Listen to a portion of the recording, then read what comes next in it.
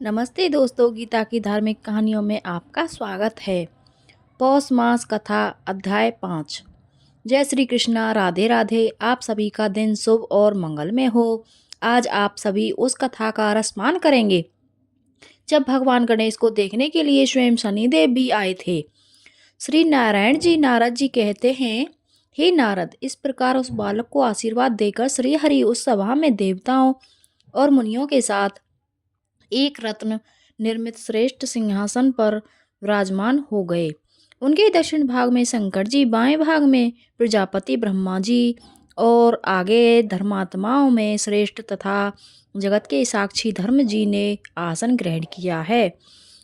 हे ब्राह्मण, फिर धर्म के समीप सूर्य, इंद्र, चंद्रमा, देवगण, मुनि समुदाय और पर्वत समूह सुखपूर्वक आसनों पर विराजमान हो गए। इसी बीच महायोगी सूर्यपुत्र शनिदेव शंकर नंदन गणेश जी को देखने के लिए वहां आए।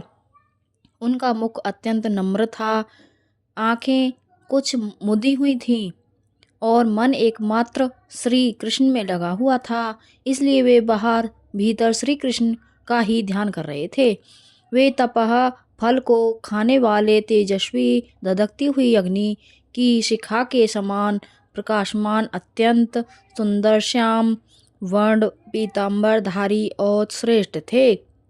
उन्होंने वहां पहले विष्णु, ब्रह्मा, शिव, धर्म, सूर्य पुत्र, देवगणों और मुनिवरों को प्रणाम किया। फिर उनकी आज्ञा से वे उस बालक को देखने के लिए गए। अंदर जाकर शनिदेव ने सिर झुकाकर पार्वती जी को प्रणाम किया। उस समय वे अपने पुत्र को अपनी छाती से लगाए रत्न सिंहासन पर विराजमान होकर आनंद पूर्वक मुस्कुरा रही थी। 5 सखियां निरंतर उन पर श्वेत चवर डुलाती जाती थी। वे सखी द्वारा दिए गए सुवासित तांबूल को चबा रही थी। तांबूल पान को कहते हैं। उनके शरीर पर अग्नि से तपाकर शुद्ध की हुई सुंदर साड़ी शोभायमान थी।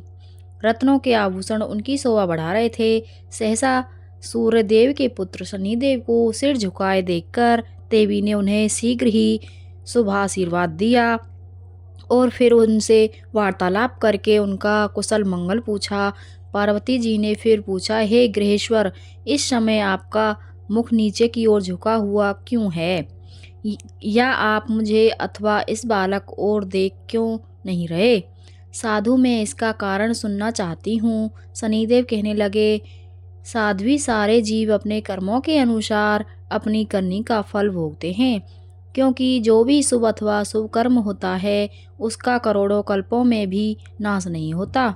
जीव अपने कर्म के अनुसार ब्रह्मा, इंद्र और सूर्य के भवन में जन्म लेता है। कर्म से ही वह मनुष्यों के घर में और कर्म से ही पशु आदि योनियों में उत्पन्न होता है। कर्म में वह नरक में जाता है और कर्म से ही उसे वैकुंठ की प्राप्ति होती है। अपने कर्म के अनुसार वह चक्रवर्ती राजा हो जाता है और अपने ही कर्म से वही नौकर भी होता है। माता कर्म से ही वह सुंदर होता है और अपने कर्म के फलस्वरूप वह सदा रोगग्रस्त बना रहता है। कर्मानुसार ही वह विषय प्रेमी और अपने कर्म से ही विषयों से निर्लिप्त रहता है। कर्म से ही जीव को उत्तम पत्नी, उत्तम पुत्र और निरंतर सुख की प्राप्ति होती है और अपने कर्मों से ही वह पुत्रहीन, दुष्ट स्वभाव वाला, स्त्री का स्वामी अथवा स्त्रीहीन होता है। हे शंकर बल्लभे, मैं एक परम गोपनीय इतिहास, यद्यपि वह लज्जाजनक और माता के सामने कहने लायक तो नहीं है, फिर भी कहता हूँ। सुनो, मैं बचपन से ही श्री कृष्ण का भक्त था। मेरा मन तो सदा एकमात्र श्री कृष्ण के ध्यान में ही लगा रहता था। मैं विषयों से विरक्त होकर लगातार तपस्या में लीन रहता था। पिताजी ने चित्ररथ की कन्या से मेरा विवाह करवा दिया। वह सती साध्वी नारी, अत्यंत तेजस्विनी और सतत तपस्या में लीन रहने वाली थी। एक दिन ऋतु स्नान करके वह मेरे पास आई। उस समय मैं भगवत चरणों का ध्यान कर रहा था। मुझे ब्रह्मा ज्ञान बिल्कुल भी नहीं था। पत्नी ने अपना ऋतुफल निष्फल जानकर मुझे श्राप दे दिया कि अब आप जिसकी ओर देखोगे वही नष्ट हो जाएगा। उसके बाद जब मैं ध्यान से विरत हुआ, तब मैंने अपने पत्नी को संतुष्ट किया, परंतु अब तो वह श्राप से मुक्त कराने में मुझे समर्थ थी, इसलिए पश्चाताप करने लगी। माता, इसी कारण मैं किसी भी वस्तु को अपने नेत्रों से नहीं देखता, और तभी से मैं जीव हिंसा के भय से स्वाभाविक ही अपने मुख को नीचे किया रहता हूँ।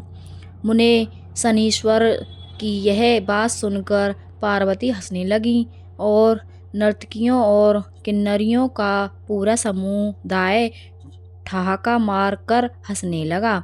श्री नारायण जी कहते हैं, नारद शनीश्वर का यह वचन सुनकर देवी पार्वती ने परमेश्वर श्री हरि का ध्यान किया, और सारा जगत ईश्वर की इच्छा के वशीभूत ही है, ऐसा कहा। फिर वशीभूता देवी पार्वती ने कौतूहलवश शनिदेव से कहा, आप मेरी और मेरे बालक की ओर देखिए, भला इस निषेध कर्म फल को कौन हटा सकता है। सब पार्वती जी का वचन सुनकर शनिदेव स्वयं मन ही मन में जो विचार करने लगे कि अहो क्या है, मैं इस पार्वती नंदन पर नज़र डालूं या ना डालूं, इन्हें देखूं या ना देखूं, क्योंकि अगर मैं बालक को देख लूँगा तो निश्चय ही उसका अनिष्ट हो जाएगा। ऐसा कहकर धर्मात्मा शनीश्वर ने धर्म को साक्षी बनाकर बालक को तो देखने का विचार किया, परंतु बालक की माता को नहीं देखा। शनीश्वर का मन तो पहले से ही खिन्न था, उनके कंठ, होठ और तालू भी सूख गए। फिर भी उन्होंने अपनी बाईं नेत्र के कोने से शिशु के मुख की ओर देख लिया। उन्होंने उस बालक का केवल मुख ही देखा था, और शनिदेव की दृष्टि पड़ते ही शिशु का मस्तक धड़ से अलग हो गया। तब शनीश्वर ने अपनी आंखें फेर लीं और वे नीचे मुख करके खड़े हो गए। इसके बाद तो उस बालक का खून से लथपथ पूरा शरीर पार्वती जी की गोद में पड़ा रह गया, और मस्तक अपने अभिष्ट गोलोक में जाकर श्री कृष्ण में लीन हो गया। ये देखकर पार्वती जी अपने पुत्र को सीने से लगाकर फूट फूट कर विलाप करने लगी, और एक उन्मत्त की तरह धरती पर गिरकर मूर्छित हो गई। तब वहां उपस्थित सभी देवी देवताओं, पर्वत, गंधर्व, शिव और कैलाशवासी यह दृश्य देखकर आश्चर्यचकित रह गए। उस समय उनकी यह दशा चित्रलिखित पुतली के समान हो गई। इस प्रकार उन सबको मूर्छित देखकर श्री हरि गरुड़ पर सवार हुए और उत्तर दिशा में स्थित पुष्पभद्रा के निकट गए। वहां पुष्पभद्रा नदी के तट पर वन में स्थित एक गजेंद्र को देखा, जो निद्रा के वशीभूत होकर अपने बच्चे से घिरकर हथनी के साथ सो रहा था। उसका सिर उत्तर दिशा की ओर था, मन परमानंद से परिपूर्ण था, और वह सूरत के परिश्रम से थका हुआ था। फिर तो श्री हरि ने शीघ्र ही सुदर्शन चक्र से उसका सिर काट लिया, और रक्त से भीगे हुए उस मनोहर मस्तक को बड़े हर्ष के साथ गरुड़ पर रख लिया। गज के कटे हुए अंग के गिरने से हथनी की नींद टूट गई। तब वह मंगल शब्द करती हुई उसने अपने बाकी बच्चों को भी जगाया। फिर तो वह शोक से व्याकुल होकर अपने बच्चों के साथ बिलख बिलख कर चित्कार करने लगी।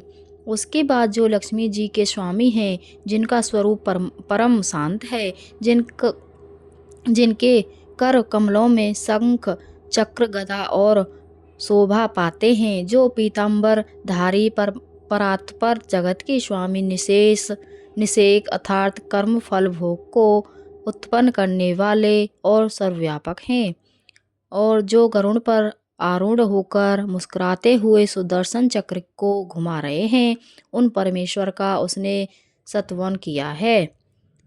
विप्रवर उसकी स्तुति से प्रसन्न होकर भगवान ने उसे वरदान दिया और दूसरे गज का मस्तक काटकर उसे धड़ से जोड़ दिया।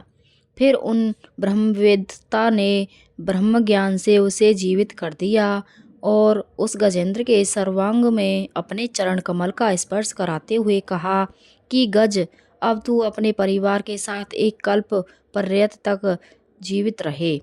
ऐसा कहकर मन के समान वेगशाली भगवान कैलाश पर आ पहुँचे। वहाँ पार्वती जी के वास स्थान पर आकर उन्होंने उस बालक को अपनी छाती से लगा लिया। उस हाथी के मस्तक को सुंदर बनाकर बालक के धड़ से जोड़ दिया। फिर ब्रह्म स्वरूप भगवान ने ब्रह्मा ज्ञान से हुंकारों चरण करते हुए चारण करते हुए खेल ही खेल में उसे जीवित कर दिया। फिर श्री कृष्ण ने देवी पार्वती को सचेत करके उस शिशु को उनकी गोद में रख दिया और आध्यात्मिक ज्ञान द्वारा पार्वती जी ने समझाना आरंभ कर दिया। श्री कृष्ण अर्थात श्री हरि ने कहा, शिवे आप तो जगत की बुद्धि स्वरूपा हो, क्या आप नहीं जानती कि ब्रह्मात से लेकर कीट पर्यंत सारा जगत अपने कर्म अनुसार फल भोगता है। प्राणियों का जो इस कर्म जनित भोग है वह 100 करोड़ कल्पों तक प्रत्येक योनि में शुभ अशुभ फल से नित्य प्राप्त होता रहता है। सती इंद्र अपने कर्मवश कीड़े की योनि में जन्म ले सकते हैं और कीड़ा अपने पूर्व कर्मों के फलानुसार इंद्र भी हो सकता है। पूर्व जनित कर्मों के फल के बिना सिंह मक्खी को भी मारने में असमर्थ होता है और मच्छर अपने पूर्व कर्म के बल से ही हाथी को भी मार डालने की शक्ति रखता है। कर्म का भोग शुभ अशुभ रूप से इस लोक और परलोक में अवश्य प्राप्त होता है, परंतु कर्मोपार्जन के योग्य क्षेत्र भारत ही हैं। स्वयं श्री कृष्ण कर्म के फलदाता, विधि के विधाता, कालों के काल, निषेध के निषेध कर्ता, संहर्ता के ही भी संहारक हैं और पालक के भी पालक हैं। संपूर्ण चराचर जगत स्वरूप हैं। उन्हीं श्री कृष्ण में विनायक भी स्थित है। इस प्रकार श्री विष्णु का कथन सुनकर देवी पार्वती जी का मन अब संतुष्ट हो गया। तब वे उन गदाधर भगवान को प्रणाम करके अपने शिशु को दूध पिलाने लगीं। फिर प्रसन्न हुई पार्वती जी ने शंकर जी की प्रेरणा से अंजलि बांधकर भक्ति पूर्वक उन कमलापति भगवान विष्णु की स्तुति की। तब श्री विष्णु ने शिशु को और शिशु की माता को आशीर्वाद दिया और अपने आभूषण कौस्तुभ मणि को बालक के गले में डाल दिया। ब्रह्मा जी ने अपने मुकुट और धर्म ने रत्न का आभूषण दिया। फिर क्रमशः देवियों ने और उपस्थित सभी देवी देवताओं, मुनियों, पर्वतों, गंधर्वों और समस्त महिलाओं ने यथोचित रूप से रत्न प्रदान किए हैं। उस समय महादेव जी का मन अत्यंत हर्षमग्न था। वे श्री विष्णु का स्तवन करने लगे। नारद वह मृत हुए बालक को पुनः जीवित देखकर शिव पार्वती ने ब्राह्मणों को असंख्य रत्नों का दान किया। मरे हुए बालक के पुनः जीवित हो उठने पर हर्ष गदगद हुए। हिमालय ने बंदियों को 100 हाथी और 1 सहस्त्र घोड़े प्रदान किए और देवगण हर्षित होकर ब्राह्मणों को और सभी नारियों ने बंदियों को दान किया। लक्ष्मीपति विष्णु ने समस्त मांगलिक कार्य संपन्न करवाए, ब्राह्मणों को भोजन से तृप्त किया और वेदों तथा पुराणों का पाठ करवाया। फिर शनीश्वर को लज्जा युक्त देखकर पार्वती जी को क्रोध आ गया और उन्होंने उस भरी सभा के बीच श्राप देते हुए कहा कि तुम अंगहीन हो। श्री नारायण कहते हैं, नारद फिर श्री विष्णु ने शुभ अवसर आने पर देवों तथा मुनियों के साथ सर्वश्रेष्ठ उपहार से उस बालक का पूजन किया और उससे यूं कहा कि सुरश्रेष्ठ, मैंने सबसे पहले आपकी पूजा की है, इसलिए वत्स अब आप सर्व पूज्य और योगेंद्र हो जाओ। ऐसा कहकर श्री हरि ने उसके गले में वनमाला डाल दी और उस बालक को मुक्तिदायक ब्रह्मा ज्ञान और संपूर्ण सिद्धियां प्रदान करके अपने जैसा ही बना दिया। फिर षोडशोपचार की सुंदर वस्तुएं दी और मुनियों तथा देवों के साथ उसका इस प्रकार नामकरण किया: विघ्नेश, गणेश, हेरंब, गजानन, लंबोदर, एकदंत, शूर्पकर्ण और विनायक। उसके ये 8 नाम रखे गए। पुनः सनातन श्री हरि ने समस्त मुनियों को बुलवाकर उसे आशीर्वाद दिलवाया। फिर सभी देवियों और मुनियों ने अनेक प्रकार के उपहार गणेश जी को दिए और फिर क्रमशः उन्हें भक्तिपूर्वक उनकी पूजा की। नारद जी तदंतर जगत जननी पार्वती जी ने, जिनका मुख कमल हर्ष के साथ विकसित हो रहा था, अपने पुत्र को रत्न निर्मित सिंहासन पर बिठाया। फिर उन्होंने आनंदपूर्वक समस्त तीर्थ के जल से भरे हुए 100 कलशों से मुनिया द्वारा वेद मंत्रोच्चारण पूर्वक उसे स्नान कराया। फिर अग्नि में तपाकर शुद्ध किए हुए 2 वस्त्र दिए। फिर पाद्य के लिए गोदावरी का जल, अर्घ्य के निमित्त गंगाजल और आचमन के लिए दूर्वा, अक्षत, पुष्प और चंदन से युक्त पुष्कर का जल लाकर दिया। रत्न पात्र में रखे हुए शक्कर युक्त द्रव्य का मधुपर्क प्रदान किया। फिर स्वर्गलोक के वैद्य अश्विनी कुमार द्वारा निर्मित स्नान उपयोगी विष्णु तेल, बहुमूल्य रत्नों के बने हुए सुंदर आभूषण, पारिजात के पुष्पों की 100 मालाएं, मालती, चंपक आदि अनेक प्रकार के पुष्प, तुलसी जी के अलावा पूजा में उपयोग आने वाले तरह तरह के पत्र, चंदन, अर्गनु, कस्तूरी, कुमकुम, ढेर के ढेर रत्न, प्रदीप और धूप साधार समर्पित किए। फिर बालक गणेश को प्रिय लगने वाले नैवेद्यों जैसे तिल के लड्डू, जौ और गेहूं के चूर्ण, पूड़ी, अत्यंत स्वादिष्ट तथा मनोहर पकवान, शक्कर मिश्रित स्वादिष्ट स्वाभास्तिक के आकार का बना हुआ त्रिकोण पकवान, विशेष गुड़ युक्त खीर, चिवड़ा और अगहनी के चावल के आटे के बने हुए पदार्थों के नाना प्रकार के व्यंजनों के पहाड़ लगा दिए। नारद फिर उस पूजन में देवी पार्वती ने हर्ष में भरकर 1 लाख घड़े दूध, मधु और 5 लाख घड़े घी सादर अर्पित किया। इससे आगे की कथा अगले अध्याय में अवश्य सुनिएगा।